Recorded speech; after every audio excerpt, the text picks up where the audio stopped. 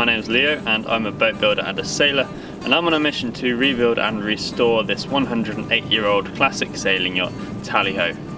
Right now we're in the middle of some reframing work, but we've got a few other interesting bits and pieces going on. We've got one volunteer here right now, Brad, got another guy coming very soon, and this week we're going to be getting the first intermediate frames built and into the boat.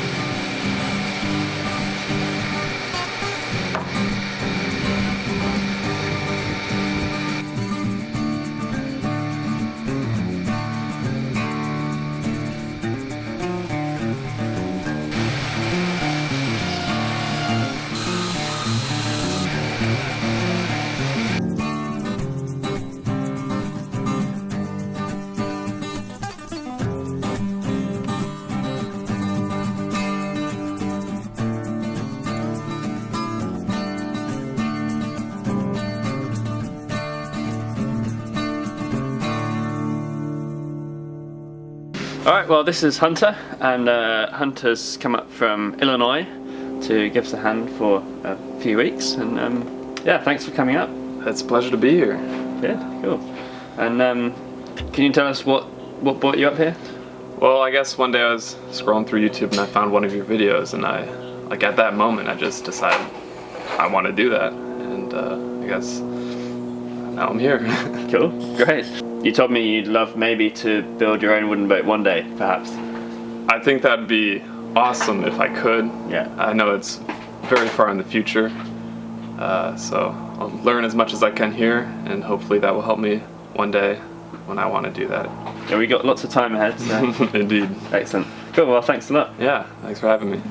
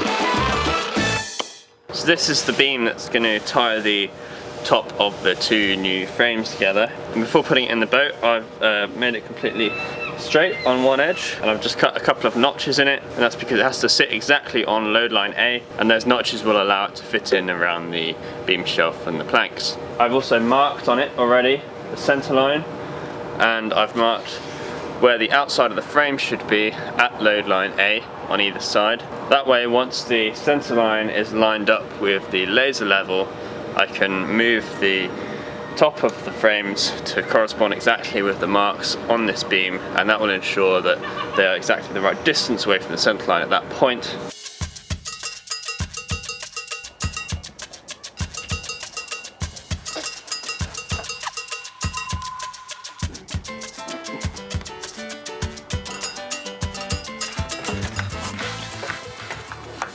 So it might be quite hard to see right now, but there's actually a line from the laser level going up the center of this frame, but that allows me to check that this frame is plumb or vertical all the way up. As well as being plumb, it's square to the center line, and that center line laser is also going up to the beams above my head, which are between the two frames, and that lines up with the line there which marks the center line. It's really nice to get this first pair of intermediate frames in the boat. So I started out by replacing the station frames in this center section of the boat. So there were 7 of those, and they're all new now. And the station frames are the ones which are basically drawn on the lines drawing, and they sit on the stations which are 2-foot intervals related to the lofting. The intermediate frames are in between those, so now I'm going to work back through the center section of the boat and replace those.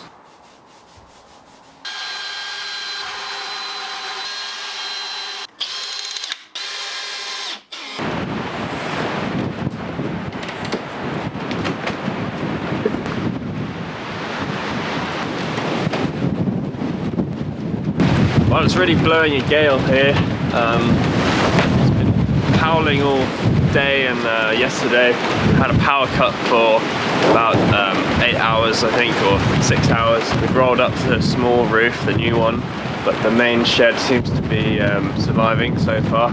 Various things blowing around, so hopefully it'll survive the night.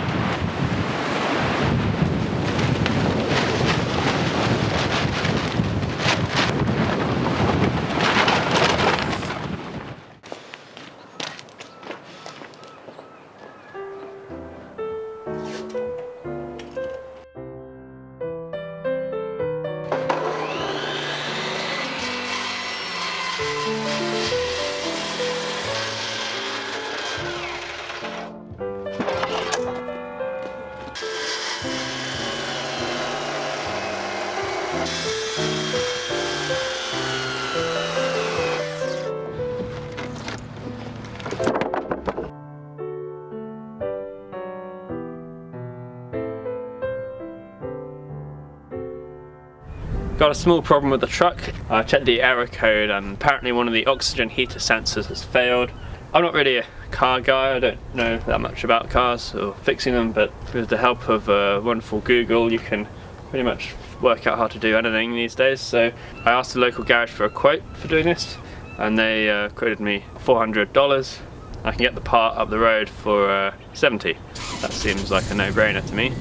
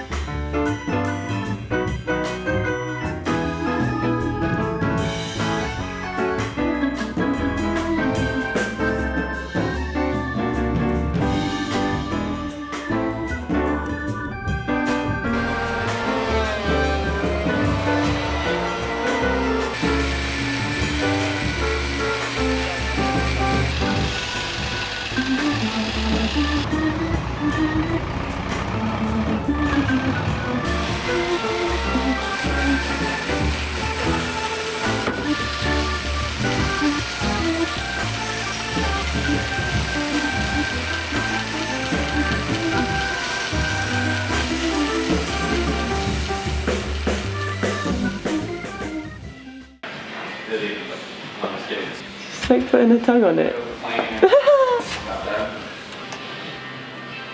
We've also been making some changes to our very small but now quite comfortable little bunk room. A while ago we put the window in and made the bunk beds, and just recently we got a couch in here and a little desk, and it's a much nicer space now, even though it's quite small, for volunteers to get out of the workshop. We've even got a map of the world on the wall, and we're going to get our visitors and volunteers to put pins in it to show where they've come from.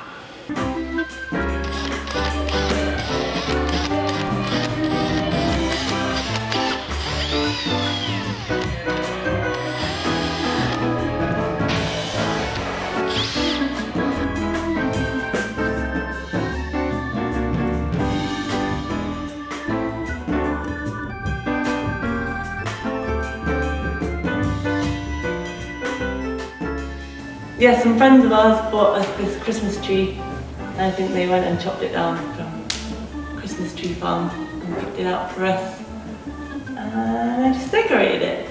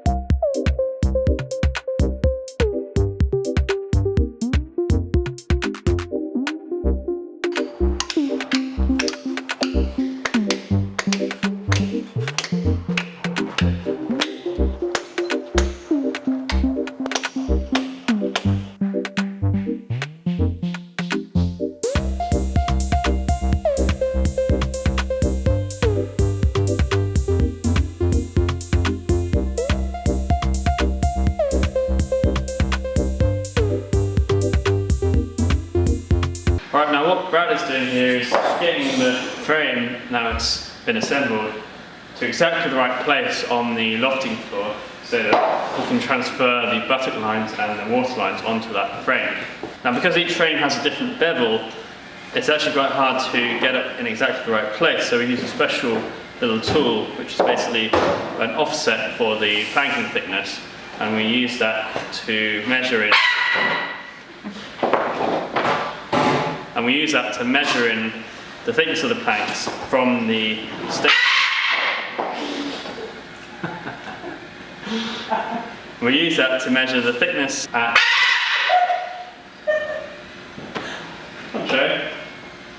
So we have a special little jig or a tool which measures the planking thickness in from the station lines on the body plan, but it does it at the height of 1/2 of the full frame, so at the height of 1 futtock.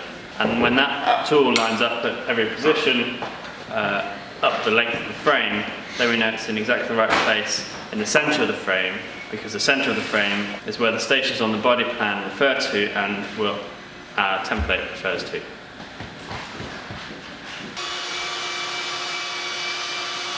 How are you finding your time up here so far? It's not easy. There's a lot of labor, so moving stuff around that's heavy, but I'm enjoying it. Learned a lot so far. It's good to try something new, and it'll help me, I guess. Like if you do something over and over, you kind of just get used to it, I guess. So it's kind of like breaking it in. I'm transferring some lines from the lofting floor onto this brand new frame that we just got done building. You've been coming up here for a few weeks now. Yeah. So, and you're still coming back, Yeah. which is good. Yeah, it's been kind of like a little mini boat building retreat. And yeah, it's been quite an enjoyable process because life is incredibly simple here. All you do is you get up, you eat, you work on the boat, you eat again, you work on the boat some more, and then you eat again. And then there's the sleep part, and then you get up and you do the same thing the next day. Yeah, that part of it's great to just like sort of shut out the rest of life, unplug for a little bit, and do some traditional type boat building. Yeah, and also the food's great. You know, Cheka's a good cook, so.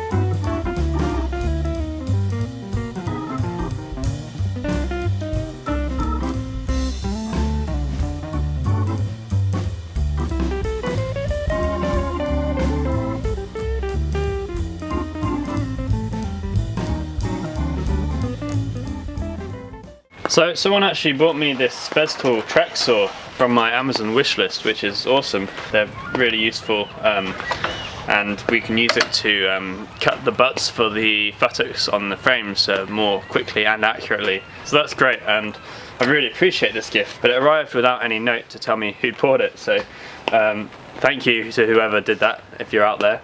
And if anyone else wants to support the project by buying something off that list, just be aware that I don't always know who it's from, so if you send me an email then I can say thanks and let you know when it arrives. I think it's pretty neat to see this very cutting edge high-tech saw sitting right here on the ship saw, which is maybe a century old. Both amazing tools, both do pretty unique jobs, and both relevant for the work we're doing here. Anyway, that's it for now, so thanks a lot for watching, and a massive thank you to everyone who's donated or otherwise supported the Tally-Ho project. It makes a huge difference, and it means I'm able to take the time to make and edit these videos, so I really appreciate it. So Merry Christmas, Happy Holidays, and I'll see you guys next time. Cheers.